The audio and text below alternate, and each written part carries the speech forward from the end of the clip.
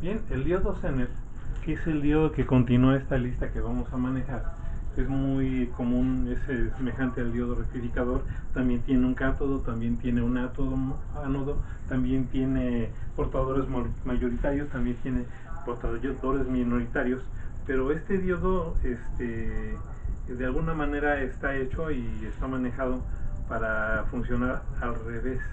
Mientras en el diodo rectificador se aprovechan sus dos posibilidades que tiene, uno, conducir y otro, no conducir, este diodo se polariza inversamente para aprovechar su funcionamiento. ¿Por qué? Bueno, se les ocurrió jugar con lo que es el dopado. Cambiaron de fórmulas de dopados, usaron ingredientes super secretos, doparon de una manera muy particular los bloques, no los hicieron iguales, sino de forma progresiva la contaminación, cambiaron la forma de la unión de los diodos y lograron algo muy interesante. Si nosotros recordamos la tercera aproximación de un diodo rectificador, habíamos visto que era algo así.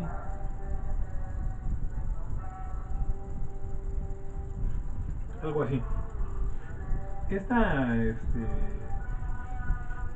esta curva que está aquí es muy especial. Imaginémonos que está aquí de esta forma.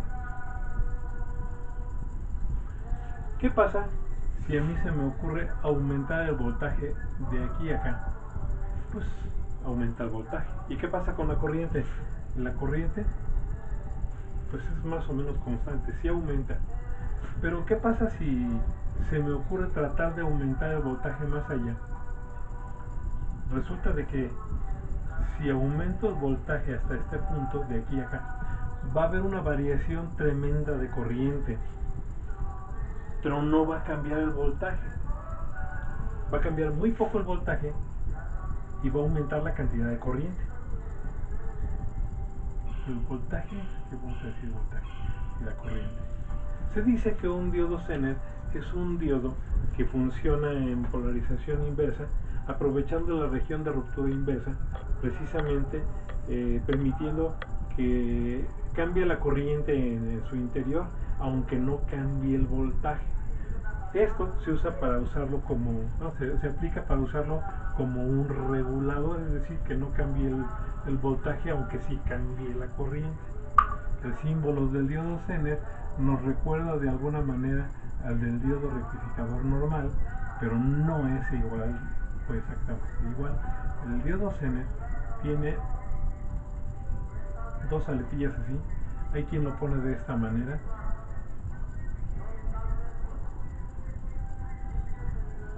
El diodo Zener. Y también tiene ánodo y cátodo. Pero este funciona al revés. Entonces cambiaron, les decía, la forma de los bloques. Los bloques de un diodo Zener no son así.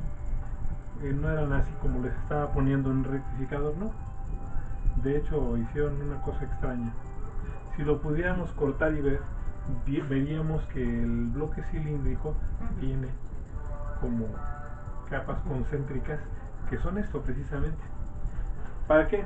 Para que pueda funcionar en la gráfica de mucha corriente, pues sin destruirse, para que aguante bastante corriente. El dopado no es constante, es decir, hay más en un lado que en el otro o algo así está entre ellos. El diodo en realidad es un diodo que se usa como regulador de voltaje. Por ejemplo, yo tengo una fuente de voltaje variable, puede ser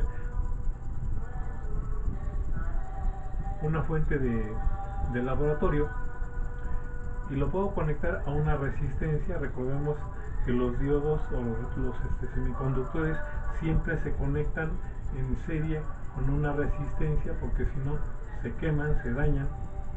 Y bueno, yo tengo un diodo Zener aquí polarizado inversamente. Esta es una fuente de voltaje de variable, una fuente de voltaje variable. Esta es una resistencia y este es un Zener. Bien, el diodo Zener entonces tiene la particularidad de que podemos usarlo como regulador. Vamos viéndolo. Esta es una fuente que podría ser desde 0 hasta 10 volts. Y este Zener vamos diciendo que está construido para funcionar y conducir a los 5 volts negativos. Acuérdense ustedes que funciona a los 5 volts. Está invertido, no hay tanto problema, puedo conectarlo así, al positivo y al negativo, no hay lío. ¿Qué va a suceder aquí?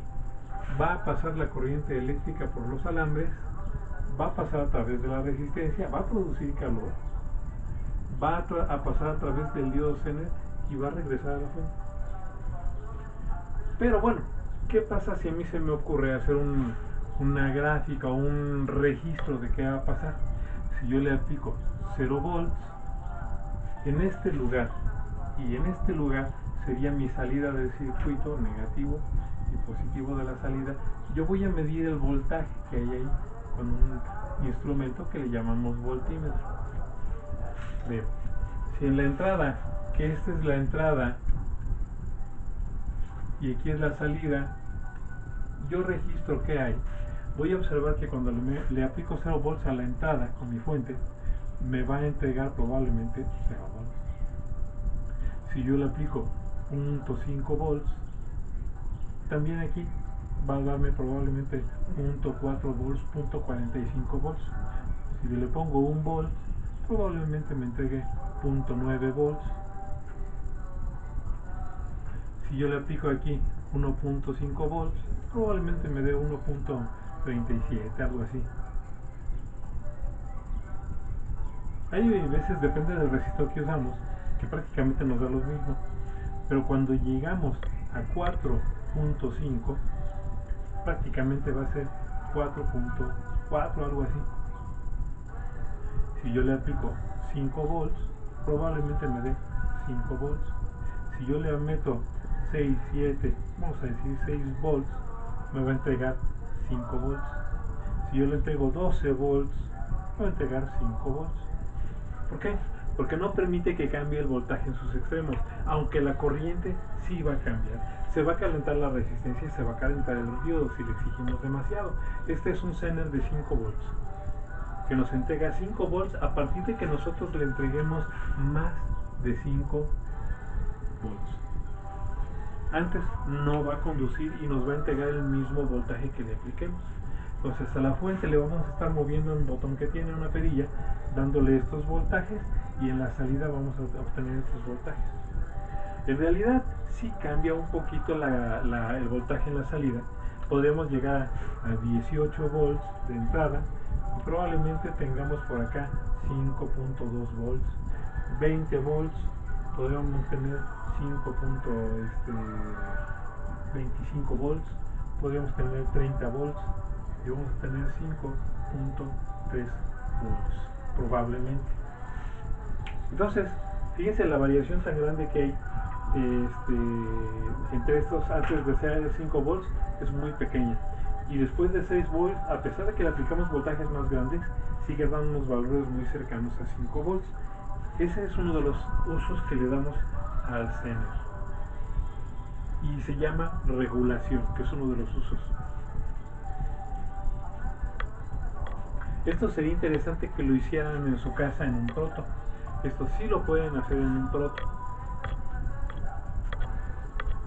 Recomendaría yo una resistencia de entre 500 a 1000 ohms.